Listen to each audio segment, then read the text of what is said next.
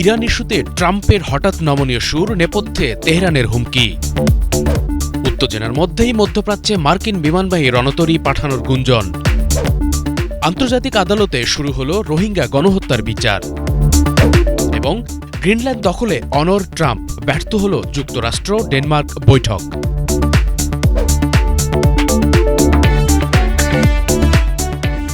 প্রিয় দর্শক, আমরা দেখলাম বিশ্বের আলোচিত কিছু সংবাদ শিরোনাম। বিষয়গুলি নিয়ে বিস্তারিত আলোচনার জন্য এখন আমাদের স্টুডিওতে উপস্থিত আছেন সহকর্মী হিজল জোবায়ের এবং মীর ফজর আফি। আপনাদের দুজনকে স্বাগত। প্রথমে আসি হিজল জোবায়ের, আপনার কাছে। চলমান বিশ্বের সবচেয়ে গুরুত্বপূর্ণ যে ঘটনা চলছে সেটি ইরান ইস্যুতে আমরা জানলাম সর্বশেষ সুর নরম করেছেন ট্রাম্প। আসলে কি প্রেক্ষিতে, আসলে কি নরম করলেন নাকি ভিন্ন কোনো স্ট্র্যাটেজি চিন্তা করছেন? একটু বিস্তারিত বলবেন প্লিজ। এটা আসলে সর্বশেষ ট্রাম্প যে বরাত দিয়ে বলছেন যে উনি কিছুটা সুর নরম করেছেন, আমরা যে বরাত দিয়ে এটা বলছি, এটা বেসিক্যালি ট্রাম্প তো প্রথম থেকেই বলছিল যে বিক্ষোভকারীদের দমনে যদি ইরান অনেক বেশি কঠোর হয় তাহলে ট্রাম্প হস্তক্ষেপ করবেন সামরিকভাবে। এবং এটা নিয়ে তো এক ধরনের কূটনৈতিক উত্তেজনা এবং সামরিক উত্তেজনাও দানা বাঁধছিল। ইরানে একজনকে ফাঁসি দেওয়ার জন্য, মানে ফাঁসি কার্যকরের সিদ্ধান্ত নেয় ইরান, বিচার 2 দিনের মধ্যে বিচার করবে। এবং তখন ট্রাম্পের দিক থেকে থ্রেট দেওয়া হয় যে যদি এই ফাঁসি কার্যকর করা হয় এবং অন্যান্য বিক্ষোভকারীদেরও ফাঁসি দেওয়া হয় তাহলে ট্রাম্প খুব সম্ভবত সামরিকভাবে হস্তক্ষেপ করবেন। এবং আমরা দেখতে পারি যে মধ্যপ্রাচ্যের বিভিন্ন সামরিক ঘাঁটিগুলো, এগুলোতে এক ধরনের সামরিক তৎপরতা, ছোটখাটো নড়াচড়া, এগুলো আমরা দেখতে পাচ্ছিলাম। এবং তাতে করে খুব সিরিয়াস মনে হচ্ছিল ট্রাম্পকে যে সম্ভবত উনি হামলা করতে যাচ্ছেন।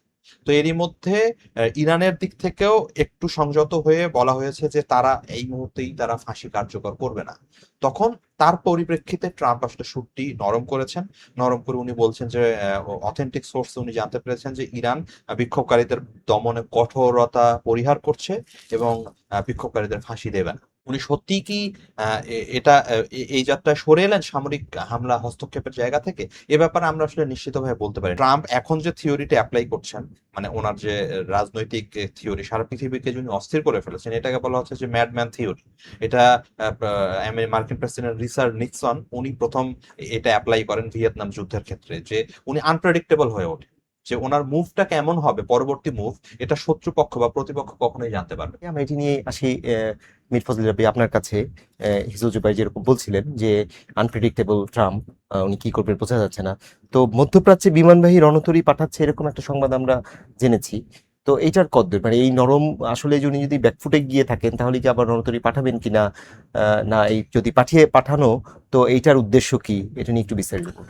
এটি আসলে ট্রাম্পের মধ্যপ্রাচ্যে যে মার্কিন বিমানবাহী রণতরী পাঠানোর যে ঘটনাটি, এটি আসলে ইরানের প্রেক্ষাপটের চেয়ে মার্কিন যুক্তরাষ্ট্রের প্রেক্ষাপট অনুযায়ী ট্রাম্পের তরফ থেকে একটি হুঙ্কার বলা যায়। কেন বললাম? কারণ হচ্ছে গতকালকেই, অর্থাৎ আমি যদি বলি বুধবার আর কি, বুধবার মার্কিন সিনেটে যে একটি বিলের কথা ছিল এবং প্রেসিডেন্ট হিসেবে ট্রাম্পের একচ্ছত্র যে ক্ষমতা সেটিকে কমিয়ে আনার জন্য যে ভোটাভুটি অনুষ্ঠিত হলো, সেই ভোটাভুটিতে আসলে শেষ পর্যন্ত ট্রাম্প জিতে গেছেন। 50-53 ছিল এবং জেডি ভ্যান্স ভাইস প্রেসিডেন্ট হিসেবে ট্রাম্পের পক্ষে ভোট দেন। অর্থাৎ ট্রাম্প এখন আগের চেয়ে আরো বেশি শক্তিশালী। তার শক্তি কমিয়ে ফেলতে যে উদ্যোগ আসলে নেওয়া হয়েছিল সেই উদ্যোগটি আসলে বিফল গিয়েছে। এবং এই সংবাদটি পাওয়ার পরেই আসলে ট্রাম্প রীতিমতো একটা হুঙ্কার দিলেন যে আমি আসলে যা খুশি তাই যে করতে পারি, সেটা শুধু কথায় না, এখন আমি কাজেও প্রমাণ করবো এবং আমার সেই সক্ষমতা এখন দালিলিক ভাবেও আছে। তোমরা সেটা চেষ্টা করো, আমাকে থামাতে পারোনি বা পারবে না। এবং এই মার্কিন বিমানবাহী রণতরীটি আসলে পাঠানো হচ্ছে এমন একটি প্রেক্ষাপটে, কারণ মধ্যপ্রাচ্যে আসলে বর্তমানে বিমানবাহী কোনো রণতরী যুক্তরাষ্ট্রে নেই। যেটি ছিল সেটি ভেনিজুয়েলায় মোতায়েন করা আছে। আর এখন যেটি মধ্যপ্রাচ্যে পাঠানো হচ্ছে আব্রাহাম লিঙ্কন নামে যে রণতরীটি, সেটি আসলে ডেস্ট্রয়ার সহ মোটামুটি ভালো মানের এবং যথেষ্ট উন্নত প্রযুক্তি সম্পন্ন ব্যবস্থায় তারা ওখানে পাঠাচ্ছেন।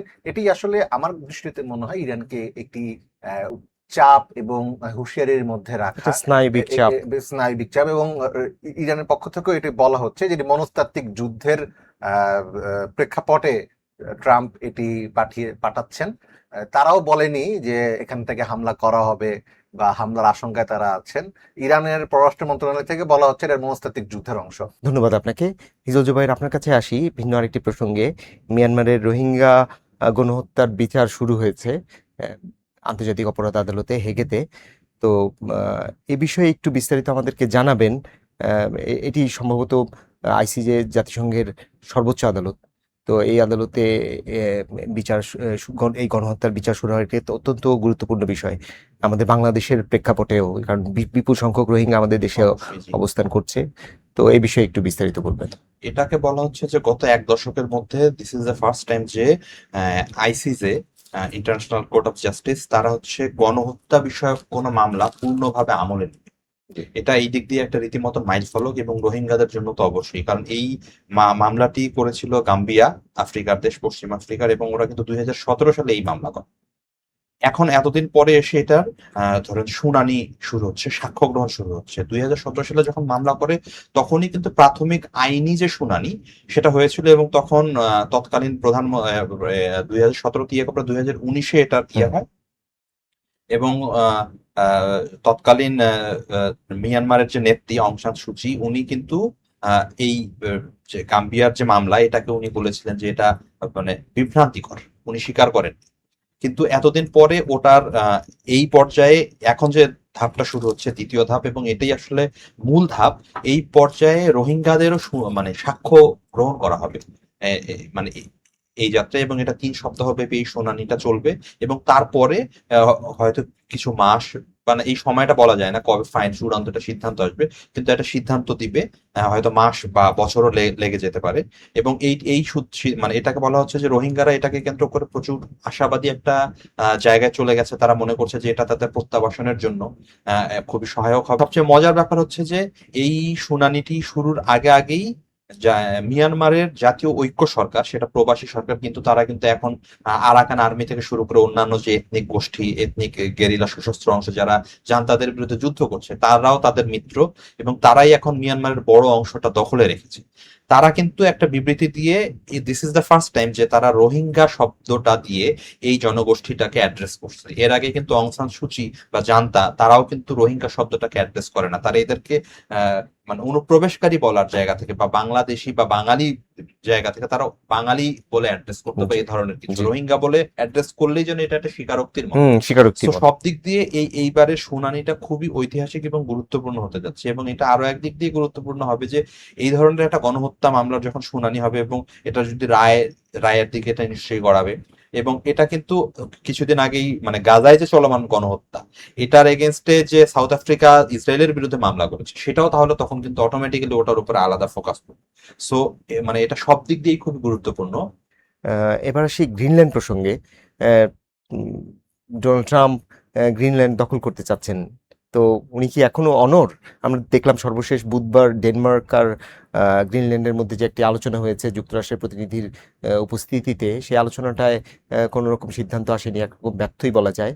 তো এই প্রেক্ষিতে ট্রাম্প তার অনড় অবস্থানই প্রকাশ করেছেন বলে আমরা জেনেছি। এ বিষয়ে একটু বিস্তারিত বলবেন। হ্যাঁ, সবশেষ আপনি যেটি বললেন যে বৈঠক যেটি হলো ডেনমার্ক, গ্রিনল্যান্ড এবং মার্কিন প্রতিনিধিদের মধ্যে, এটি আসলে বলতে গেলে ভেস্তে গেছে।